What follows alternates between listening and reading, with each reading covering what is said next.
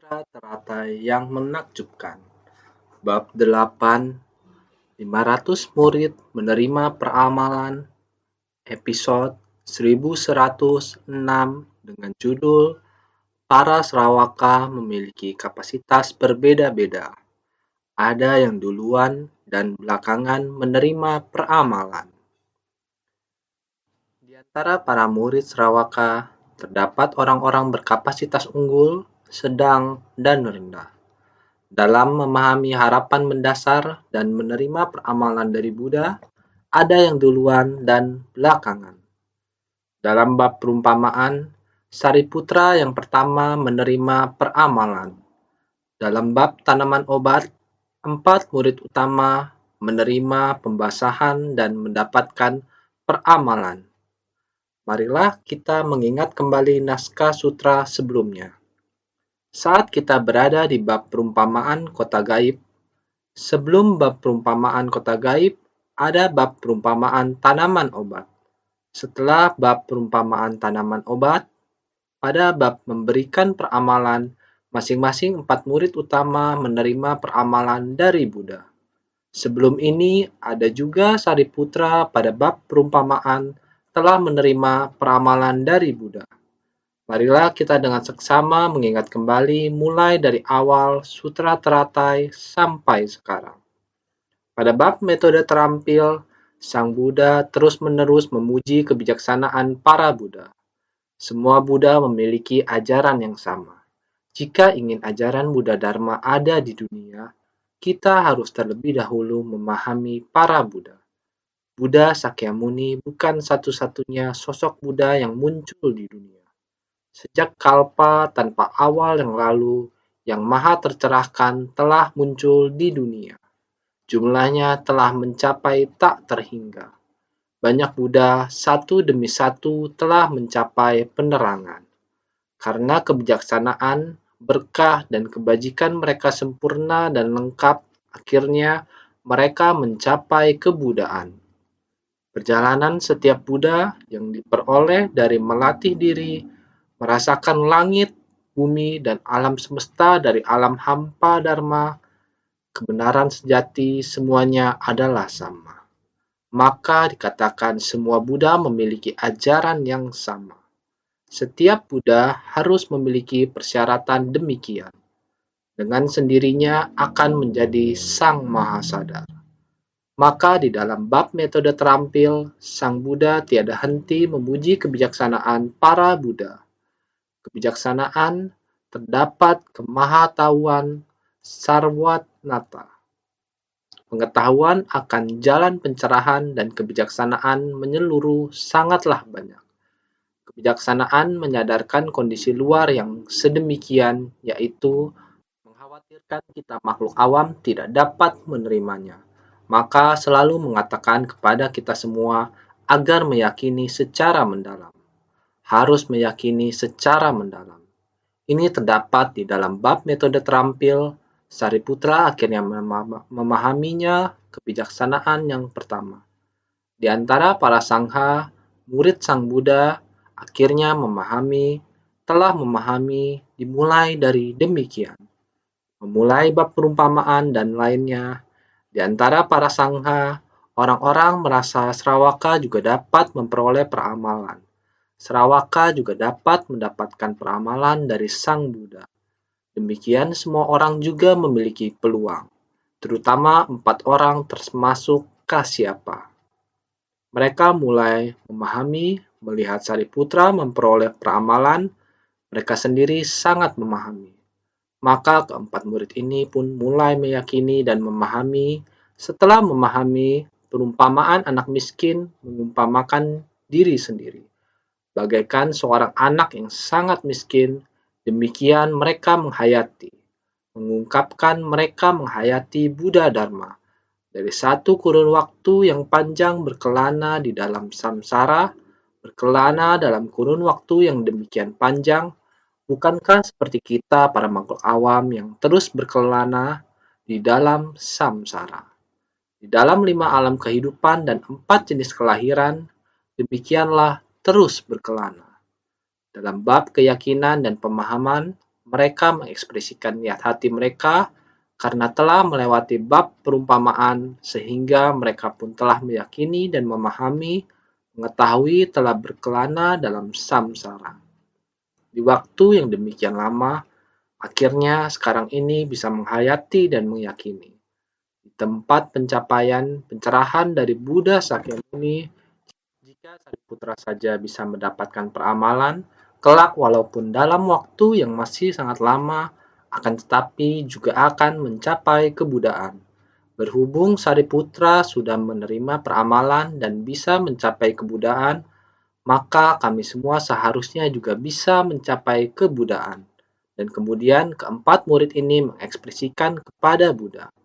Mereka menyesal atas diri sendiri, menggambarkan mereka layaknya anak yang malang. Buddha tentu saja bersuka cita, membuat mereka semuanya mengetahui bahwa dengan semua dharma yang membuat saya tercerahkan. Awalnya sudah demikian. Saya terus ingin berbagi dengan para makhluk, hanya saja para makhluk tidak dapat menghayatinya. Sekarang berhubung mereka telah mengetahuinya, lihatlah, gudang mestika Buddha Dharma, setiap orang memilikinya. Pada dasarnya setiap orang memiliki sifat hakiki tatata, ini membuat semua orang terlebih dahulu memahaminya.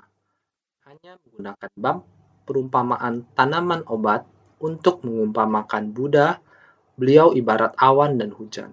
Tanaman dan pohon-pohon di dunia adalah kering. Tanaman dan pohon yang kering membutuhkan hujan dan embun. Harus adanya air, air ini dari langit.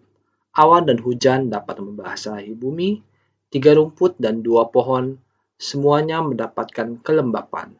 Ini adalah menunjukkan bahwa Buddha Dharma pada dasarnya ada. Ketika hujan turun, hanya ingin melihat pohon besar dapat menerima air dalam jumlah besar. Tanaman kecil dengan batangnya dan daunnya yang kecil, dengan sendirinya air yang diterimanya akan sedikit. Ini perumpamaan akar kapasitas kita. Akar kapasitas setiap orang adalah demikian. Wadah besar bisa menampung air yang banyak. Dapat menyimpan air yang banyak sama seperti waduk gunung yang besar. Mereka bisa meresap dan menyimpan air yang sangat banyak. Bisa secara bertahap melepaskannya, memberikan kepada manusia yang membutuhkan atau permintaannya.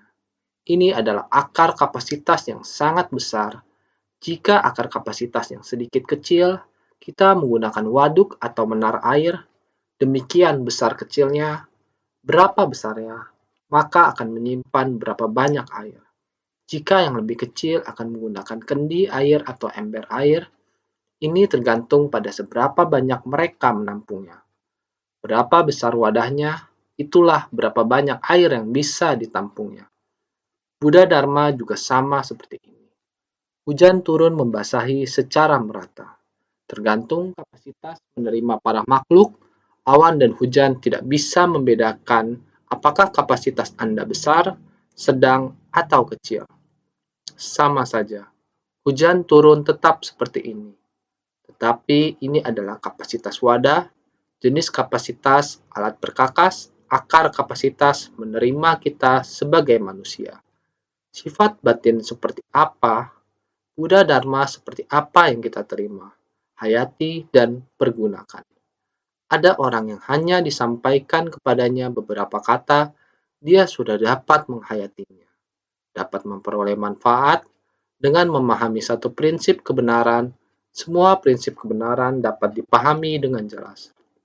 Segala dharma adalah seperti ini. Tetapi bagi mereka yang tidak mengerti, Anda memberitahu mereka semakin banyak. Terus mengulanginya, dharma selapis demi selapis, memberitahu dia sekian banyak. Saya sudah tahu, saya sudah paham, saya sudah mengerti. Apakah dapat dipraktikkan dalam tindakan nyata? Pelan-pelan saja. Ini adalah akar kapasitas dari para makhluk. Ada orang yang sangat keyakinan dirinya menggebu-gebu, merasa saya pasti bisa melakukannya. Begitu kondisi luar muncul, hatinya sudah penuh dengan kerisauan. Akar kapasitas seperti ini adalah cabang yang kering.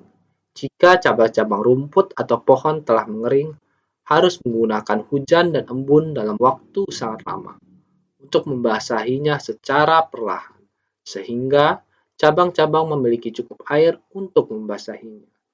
Dengan menggunakan oksigen dari batang pohon, biarkan perlahan-lahan hidup kembali. Ini adalah tergantung pada akar kapasitas kita, juga perlu mengandalkan teman baik, teman bajik, mitra bajik di sekelilingnya untuk menemaninya dengan baik. Di dalam bab perumpamaan tanaman obat, 4 murid utama Buddha ini sudah lebih memahami. Di bab memberikan peramalan, Sang Buddha mulai memberikan peramalan ini adalah demikian. Baru membabarkan bab perumpamaan kota gaib. Bab perumpamaan kota gaib, kita lebih memahami menerima ajaran Buddha bukan hanya satu kehidupan saja, akan tetapi butuh waktu yang sangat panjang. Sama seperti era Buddha, Mahabhitna Jana Bhikkhu, era tersebut, dunia tersebut, usia manusia sangat panjang. Sebenarnya dunia kita juga bisa berusia panjang. Panjang bisa mencapai hingga usia 84.000 tahun. Pendek bisa mencapai usia 10 tahun. Ini harus melihat pembinaan diri para makhluk. Jika para makhluk mempunyai moral kebajikan dan karma kolektif yang baik, dengan sendirinya dunia tersebut, usia kehidupan perlahan-lahan bertambah. Dunia aman dan tentram, alam semesta bisa selaras, batin manusia bisa aman dan stabil. Dengan sendirinya, usia manusia akan panjang. Tiada nafsu keinginan, tiada kebencian dan kemarahan. Batin yang tidak ada kebencian dan kemarahan, tiada kebodohan pikiran adalah demikian. Tubuh dan batin yang demikian murni dan jernih, segalanya berjalan lancar antara langit dan bumi. Segalanya sangat lancar dan selaras. Inilah ketika para makhluk di dunia ini mempunyai tahapan yang demikian. Maka inilah kala usia yang akan panjang, sampai pada saat ketika kerisauan semua orang perlahan bertambah. Saat itu pula usia akan perlahan berkurang. Akan berkurang hingga usia manusia tinggal 10 tahun saja. Saat itu di dunia ini sudah sangat tidak aman. 4 unsur alam tidak selaras, dan bencana alam terus bergulir. Ancaman terhadap kehidupan manusia menjadi sangat tinggi, ditambah manusia sedikit pun tidak tersadarkan. Ketika bencana alam yang terus terjadi, masih terus menciptakan karma, terus memperbanyak kerisauan dan kegelapan batin, dan petaka akibat ulah manusia yang terus menyebabkan cedera dan kematian. Dunia terjadi kekacauan besar, bukan hanya peperangan, juga akan terjadi pandemi. Peperangan yang terjadi ditambah lagi dengan pandemi, ini akan merebak di mana-mana. Penyakit yang menular akan terus ada. Bukankah sekarang ini juga sudah sering terdengar, hanya digigit nyamuk saja sudah bisa demam berdarah. Ini susah untuk dikendalikan. Di sisi selatan, tahun lalu 2015, bukankah terjadi banyak kasus demam berdarah? Semua orang sangat takut. Bermula dari sisi selatan, terus menyebar sampai ke Tainan. Dari Tainan, terus menyebar ke sisi utara. Di kota Changhua pun mulai ditemukan kasus yang terjadi. Hal tersebut membuat orang menjadi khawatir. Nyamuk pun bisa membuat manusia menjadi ketakutan. Juga ada waktu di mana terjadi SARS. Sebelum SARS terjadi, juga pernah terjadi penyakit sapi gila dan penyakit mulut dan kuku yang terjadi pada sapi. Sekarang ini sering terdengar penyakit flu burung. Secara terus-menerus, penyebaran penyakit seperti ini semakin lama semakin banyak. Baru-baru ini juga ditemukan penyakit virus Zika, juga disebarkan oleh nyamuk. Jika nyamuk tersebut menghisap darah ibu yang sedang hamil, sangat mencemaskan.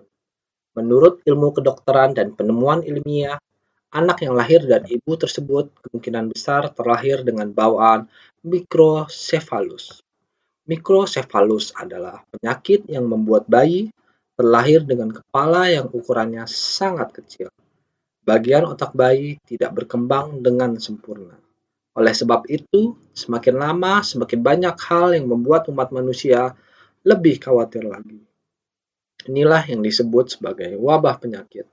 Menjangkit ke tubuh manusia, bisa menyebar melalui nyamuk atau serangga. Tidak peduli dari hewan ternak dan unggas, penyakit yang tersebar sangatlah banyak. Dan yang paling menakutkan adalah perang. Salah satu negara memerangi negara lain, maka akan menyebabkan banyak pengungsi. Mereka melarikan diri ke segala arah. Tidak hanya itu saja, perang akan menghabiskan senjata yang sangat maju untuk perang. Semua manusia dapat dimusnahkan dalam 7 hari. Ada beberapa yang sudah menderita. Kengerian dari bencana alam ditambah dengan malapetaka yang diciptakan oleh manusia, pandemi menambah malapetaka dari perang. Ada sedikit orang yang sudah mulai bertobat dengan tulus hati, lalu pelan-pelan mulai manusia dan batin manusia dibangkitkan dengan secara menyeluruh. Hanya di saat itu usia manusia akan mulai bertambah. Setelah 100 tahun, bertambah 1 tahun. Inilah prinsip dari penambahan dan pengurangan kalpa seperti ini. Saat usia sudah aman dan stabil, rata-rata usia manusia adalah 84.000 tahun. Saat batin manusia mulai tergoncang, mereka kembali menciptakan karma buruk dan rata-rata usia manusia akan kembali berkurang. Ini adalah sebuah siklus, inilah yang disebut kalpa. Maka saat para makhluk menciptakan karma kolektif, apabila kita tidak bersungguh-sungguh untuk menjaga kesadaran, untuk memahami Buddha Dharma, kemungkinan penurunan kalpa akan terus-menerus berkurang, dan bencana alam akan terus-menerus terjadi. Maka saat berbicara tentang 10 tahun usia manusia, tidak hanya membicarakan manusia yang hanya dapat hidup selama 10 tahun saja, itu adalah banyaknya orang yang akan meninggal dunia.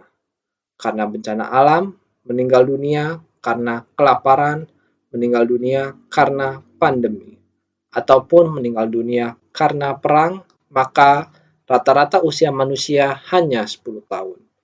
Bukan mengatakan semua manusia hanya akan hidup selama 10 tahun, angka ini hanyalah angka rata-rata saja. Teringat ketika saya masih sangat muda, di masa kanak-kanak, Perang Dunia Kedua berakhir.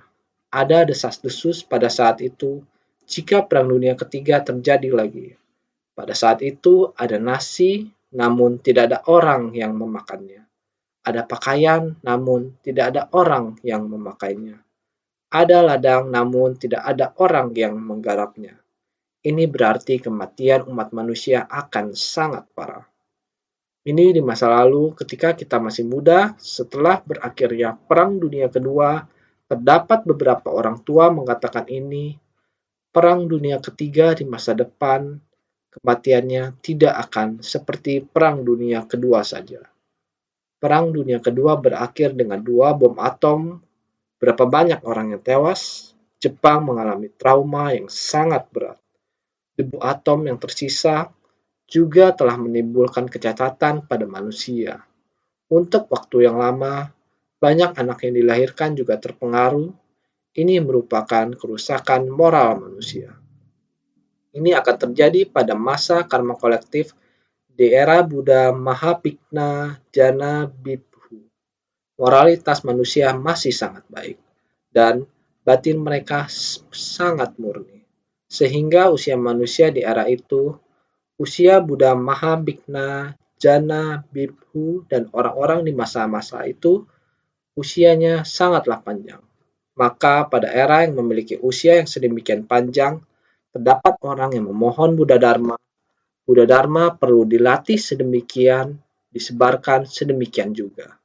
Perlu memiliki keyakinan dan menerimanya, barulah hari ini kita dapat mendengar Buddha Dharma. Kita harus sangat memahami hubungan antara Dharma, manusia, dan dunia. Oleh sebab itu, semua Buddha ajarannya adalah sama. Setiap Buddha yang datang ke alam manusia, antara Buddha dengan muridnya telah terjalin jodoh baik. Membimbing mereka dari kehidupan demi kehidupan, namun muridnya bertumimbal lahir di 5 alam kehidupan. Tersesat dalam ketidaktahuan tanpa bisa tersadarkan. Begitu niat pikiran bergejolak, hendak kembali lagi sudah amat sulit. Buddha masih saja tak akan pernah meninggalkan muridnya, menanti dan menanti terus. Buddha terus menantikan murid yang membangkitkan tekad luhur. Murid yang memegang teguh ajaran Bodhisattva kendaraan besar. Demikianlah Buddha perlahan terus menanti. Lama dalam waktu yang amat panjang, waktu sebanyak kalpa berupa butiran debu lamanya. Tiada henti datang ke dunia untuk membimbing. Dengan penuh kesabaran terus menanti, hingga murid mencapai kebudaan, memberi bimbingan secara sabar dan sistematis kepada murid. Kehidupan saat ini adalah kehidupan seperti itu. Kehidupan centennial, masa setelah milenial, sekarang Buddha hanya hidup sekitar 80 tahun saja. Dalam 80 tahun kehidupannya, beliau membabarkan Dharma selama 49 tahun. Dalam 49 tahun pembabaran dharmanya, 42 tahun lamanya, Buddha selalu membabarkan ajaran metode terampil. Apa yang dipahami dan didengar oleh murid-murid hanya dapat memahami akan penderitaan, sebab penderitaan, lenyapnya penderitaan, dan jalan menuju lenyapnya penderitaan. Ajaran tentang 4 kebenaran mulia dan ajaran 12 nidana, ajaran tentang sebab musabab yang saling bergantungan telah dipahami. Paham agar tidak berbuat karma buruk lagi, harus segera melatih diri dan memberi manfaat pada diri sendiri, tidak lagi memaksakan jalinan jodoh. Ini adalah ajaran kendaraan kecil yang diajarkan selama 42 tahun. Sang Buddha menyadari bahwa sisa hidupnya tidak seberapa lagi. Dharma Buddha harus diwariskan, maka mulailah memutar roda Dharma Agung untuk melihat apakah para muridnya telah benar-benar membangkitkan tekad luhur, juga berkeinginan untuk mempraktikkan dalam tindakan nyata, dan menjunjung ajaran Bodhisattva dari kendaraan besar. Jika terdapat murid yang demikian, maka pada saat Sang Buddha membabarkan ajaran kendaraan besar, akan memberikan peramalan kepada mereka secara berurutan. Sariputra adalah pertama yang menerima peramalan. Berikutnya adalah 4 orang, yaitu Subhuti, Kasyapa, Katyayana, dan Maudgalyayana. Buddha mengetahui bahwa mereka sudah membangkitkan tekad luhur, bertekad untuk menjunjung ajaran kendaraan besar. Murid seperti ini, Buddha akan memberikan peramalan kepada mereka. Kelak di masa yang akan datang ini adalah waktu yang masih sangat lama. Buddha memberikan peramalan dan menjanjikan kalau kelak akan mencapai kebudaan. Masa depan dari para murid yang telah menerima peramalan ini, tekad pembinaan diri mereka sangat kokoh. Bangkitkan tekad luhur, menjunjung ajaran kendaraan besar, mempraktikkan jalan Bodhisattva untuk jangka waktu yang sangat lama di masa yang akan datang. Sang Buddha berjanji dengan mereka pada saat ini, mereka pasti akan mencapai kebudaan.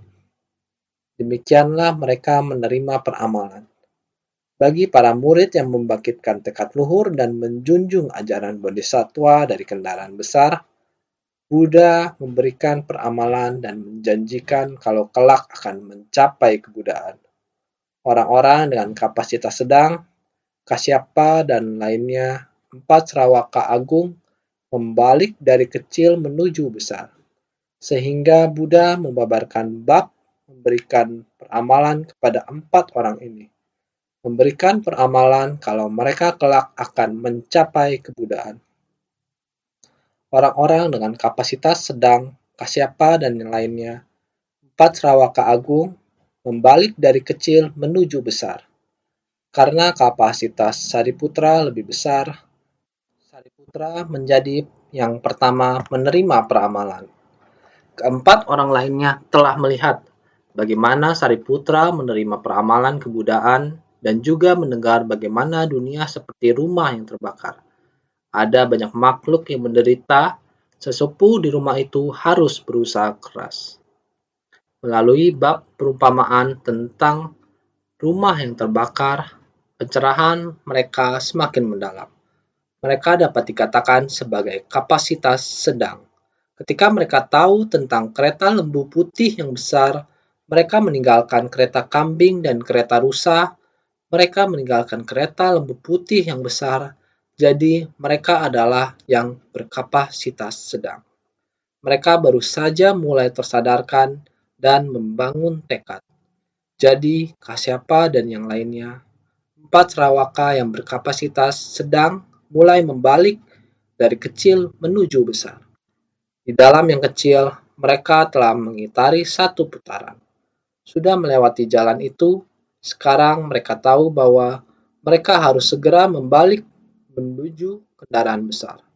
Jadi, peramalan kepada 4 orang ini, bab memberikan peramalan adalah apa yang diajarkan untuk mereka berempat, bagaimana Buddha memberikan peramalan kalau mereka kelak akan mencapai kebudaan. Mereka sudah menerima peramalan, karena mereka sudah membangun tekad luhur dan akan menegakkan ajaran kendaraan besar. Jadi, Buddha telah memberikan peramalan kebudaan kepada mereka.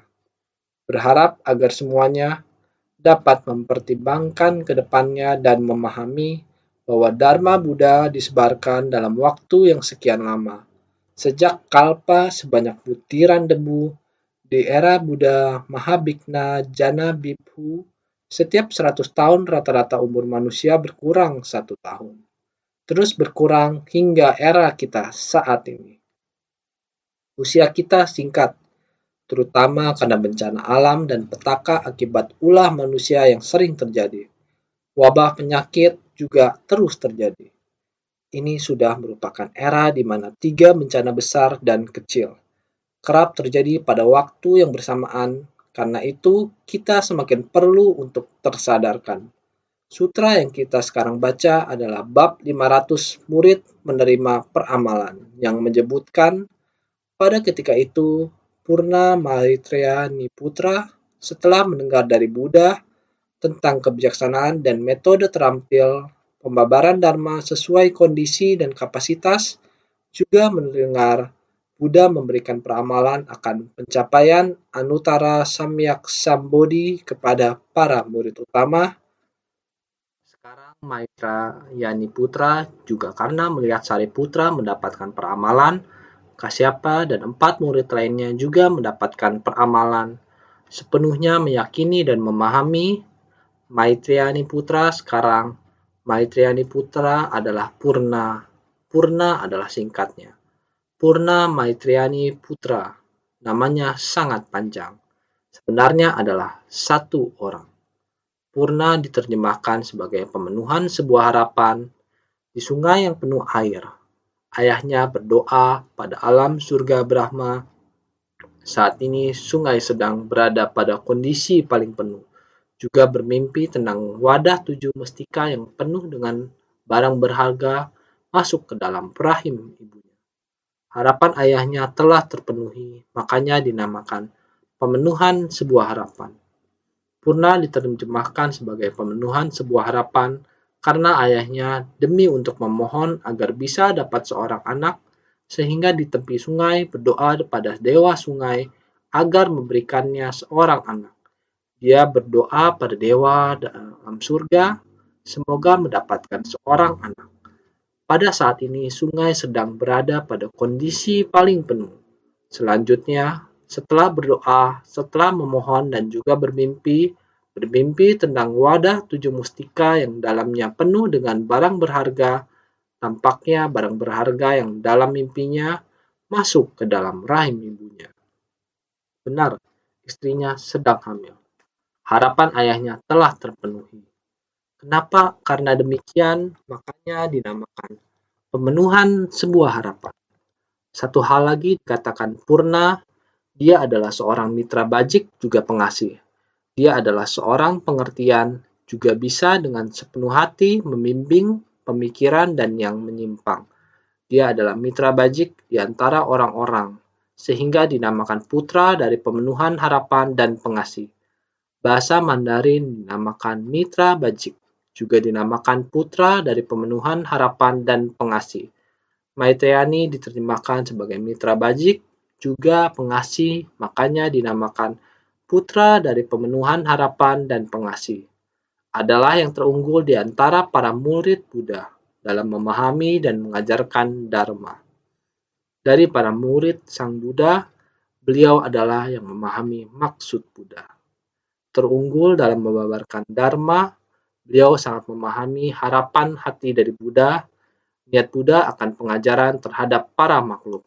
Purna adalah orang sangat memahami niat batin dari Buddha, sehingga setelah mendengar dari Buddha tentang kebijaksanaan dan metode terampil pembabaran Dharma sesuai kondisi dan kapasitas adalah merujuk pada kebijaksanaan dari metode terampil yang disampaikan dalam bab sebelumnya. Membabarkan Dharma sesuai dengan kondisi, kapasitas, dan kesukaan mereka. Bagian ini adalah tentang Puna. Dia adalah dalam bab perumpamaan kota gaib, menemukan metode pembabaran Dharma sesuai kondisi dan kesukaan. Metode pembabaran Dharma yang seperti ini, dari bab metode terampil sampai ke bab perumpamaan kota gaib, dalam proses ini dia selalu merefleksi dan mencoba memahami niat dari Buddha. Terutama salah satunya adalah saat Sariputra menerima peramalan, ada 4 murid besar dari Buddha menerima peramalan. Selama perjalanan jauh ini, dia semakin memahami, semakin paham dan harus bergerak cepat. Bagaimana belajar seperti Buddha, menyesuaikan dengan kapasitas, lalu membabarkan Dharma sesuai kapasitas dan kesukaan mereka. Tidak pernah berhenti untuk membabarkan Dharma dengan hati sukacita kepada siapapun. Dengan sukacita membimbing semua orang, ini adalah harapan dari putra yang penuh pengharapan dan pengasih. Sebagai seorang mitra bajik, sehingga juga mendengar Buddha memberikan peramalan akan pencapaian Anuttara Samyak Sambodhi kepada para murid utama. Mendengar pula kalau Buddha memberikan peramalan kepada Sariputra, Mahakasyapa, dan lainnya. Memahami Sang Buddha terhadap semua makhluk adalah memberi pengajaran sesuai dengan kapasitas, dengan prinsip kebenaran yang sejati, menyesuaikan dengan kapasitas kemampuan para makhluk tidak sama, memberi pengajaran yang sesuai dengan kapasitas, begitu seterusnya sampai bab perumpamaan kota gaib. Akhirnya beliau memahami harus bagaimana, memberikan pengajaran sesuai kapasitas para makhluk. Terlebih lagi melihat para praktisi sedharma secara berturut-turut mendapat peramalan dari Sang Buddha. Dia telah menghayatinya, sudah bisa memahaminya. Purna awalnya adalah seorang yang sangat memahami maksud orang, dia juga sangat berpengalaman. Ayahnya juga seorang sesepuh yang kaya raya, kehidupan keluarga sangat makmur. Namun kebijaksanaannya melampaui orang. Dia melihat orang menikmati kehidupan dunia, namun dunia yang tidak kekal ini, lahir, tua, sakit, dan mati, apa yang patut dibahagiakan?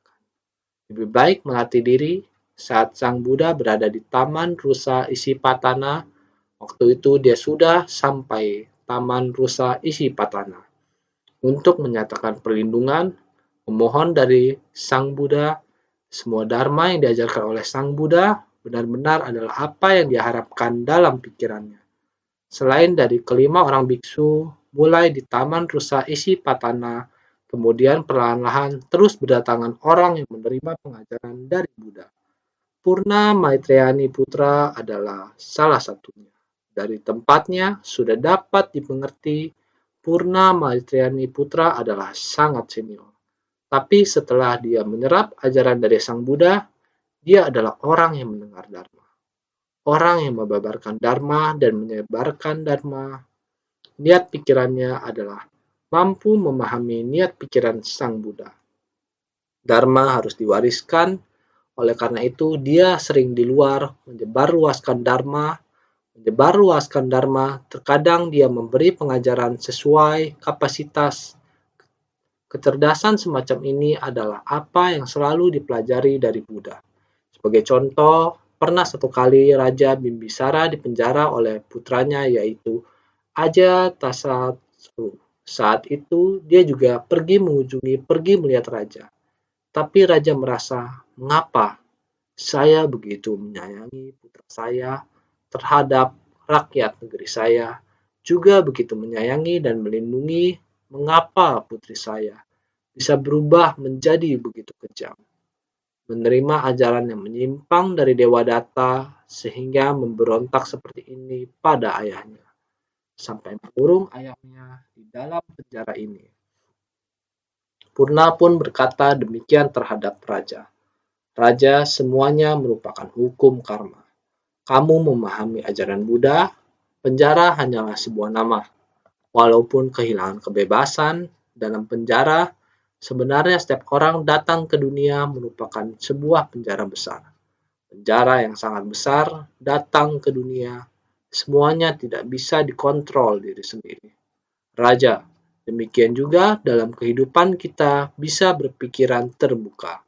Mendengarkan ajaran Buddha, kita harus berpuas diri, semuanya tergantung jodoh. Setelah raja mendengarkan, oh benar, saya juga telah menyatakan perlindungan kepada Buddha, saya juga memahami Dharma, memang benar, penjara kecil kehilangan kebebasan. Sebenarnya dunia berada dalam tumimbal lahir 5 alam kehidupan, merupakan sebuah penjara besar. Di luar kendali kita sendiri dan juga tidak mendapatkan kebebasan. Demikian mengajarkan sesuai kapasitas, membuka batin manusia, sehingga Buddha sangat memuji Purna membabarkan Dharma, memiliki 10 kebajikan. 10 kebajikan dari Purna ialah yang pertama, paham betul akan makna Dharma. Yang kedua, mampu menyebarluaskan. Yang ketiga, tidak gugup di tengah orang-orang. Yang keempat, memiliki kepasihan tanpa rintangan. Yang kelima, mengajarkan dengan terampil dan praktis. Yang keenam, ajaran diikuti dan dipraktikkan. Yang ketujuh, memiliki sikap bermartabat. Kedelapan, gagah, berani, dan bersemangat. Yang kesembilan, jiwa dan raga tak kenal lelah. Yang kesepuluh, memperoleh kekuatan perbawah. Pertama, paham betul akan makna Dharma. Kedua, mampu menyebarluaskan. Setelah dia memahami Dharma, dia bersedia membabarkan Dharma dimanapun. Ketiga, tidak gugup di tengah orang-orang. Semakin banyak orang, dia tetap tidak gugup di tengah orang-orang. Dia memiliki Dharma yang cukup, ajaran luar apapun, dia tidak takut. Sehingga tidak gugup di tengah orang-orang, dia memiliki kefasihan tanpa rintangan. Ini yang keempat, memiliki kefasihan tanpa rintangan.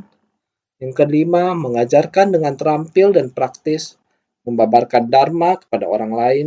Dia menggunakan metode terampil. Buddha demikian mengajarkan dia mengajar sesuai kapasitas. Dan yang keenam, ajaran diikuti dan dipraktikkan. Melihat ajaran ini, menerima pengajaran dari Buddha, dia mempraktikkan dengan tindakan nyata. Yang ketujuh, memiliki sikap bermartabat, purna sempurna dalam segala hal.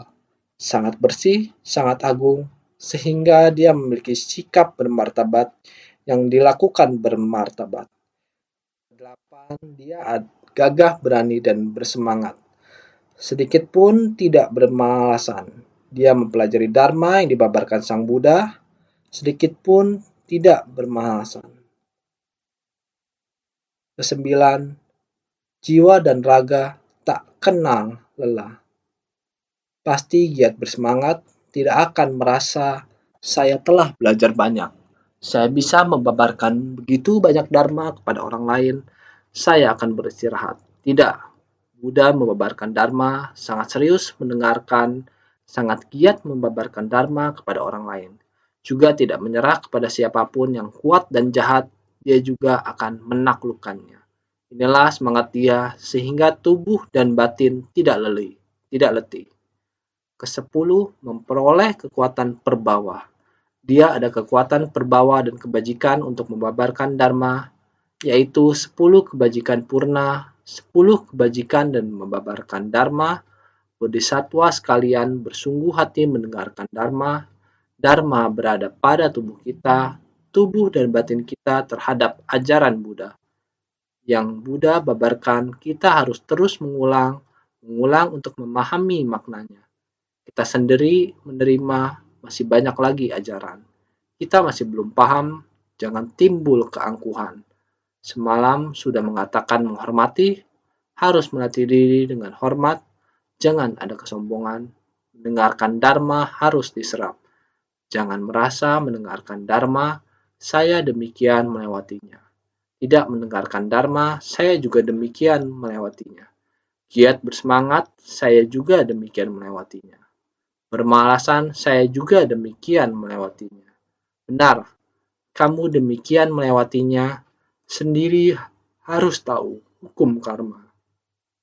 Melatih diri yang yaitu berharap membina benih dan kondisi kita. Melatih benih kebudayaan menjadi penuh dengan kebajikan Buddha, ini akan berbeda, sehingga kita harus baik-baik bersungguh hati, jangan bermalasan dalam melatih diri, kehilangan jiwa kebijaksanaan sendiri, berharap setiap orang lebih bersungguh hati.